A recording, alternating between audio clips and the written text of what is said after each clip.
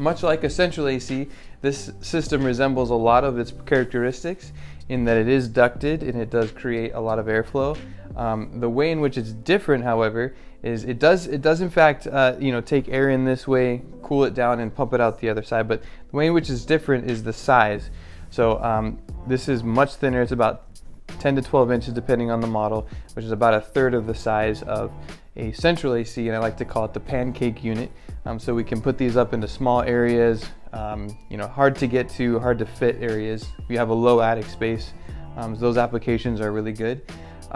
This works off of a squirrel cage blower wheel, but it's variable speed, meaning it can go fast, it can go slow depending upon what you need. It's also a medium or low static pressure, which basically is talking about or applies to one bedroom, so one or two bedrooms. So essentially, if we had a multiple room house and we wanted to put these in there to hide the unit up in the attic, this could be ran off of a multi-zone, meaning one room would be cooled at one temperature. Again, you wouldn't see anything except for registers on the ceiling. And then another room could be run at a different temperature or be shut off completely or used as a dehumidification mode or whatnot. The other option for this is kind of unique. I'm going to go ahead and stand it up like this. The application can be vertical, so if you wanted to place this into a soffit or a wall, like a hidden wall, and if you come around this side, you can see that there's a return panel here that we can pull off and create the return to be at the bottom, so it's almost like a floor mounted unit. You see a lot of these in hospitals and remodels where they don't have a lot of room to work with, concrete buildings where they have to fur out walls and whatnot. The way in which it's the same as a central AC is it does have ducting. Out the front, you're going to have your plenums that come out, the transition piece into different ducts.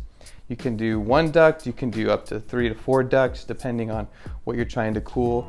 But then all of those are hidden, and again, you're going to have a vent in either the ceiling or even in the floor. So it really helps to hide these units a lot. Pros and cons for a system like this. Obviously, number one is it's concealable and it's small, so you can place those into small, hard to get areas. It's multi-zone available, so you can put this in with a lot of other units and run them on one condenser. You can obviously run cooling in one room and dehumidification mode in another room, and then you can completely turn another room off. That's really helps with the efficiency. On the efficiency side of the pros would be your variable speed motor inside of this. You can run it fast, slow, completely off.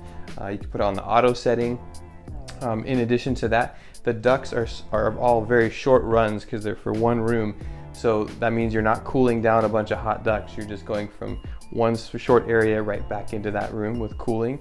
I will say that as far as a con would be, these are a little bit more expensive to install, labor and material, etc. Your maintenance costs will go up slightly on something like this because you have more filters and things to clean and upkeep. But overall, it's a great system to run in a home, especially if you're not wanting to see something on the wall like the ductless system.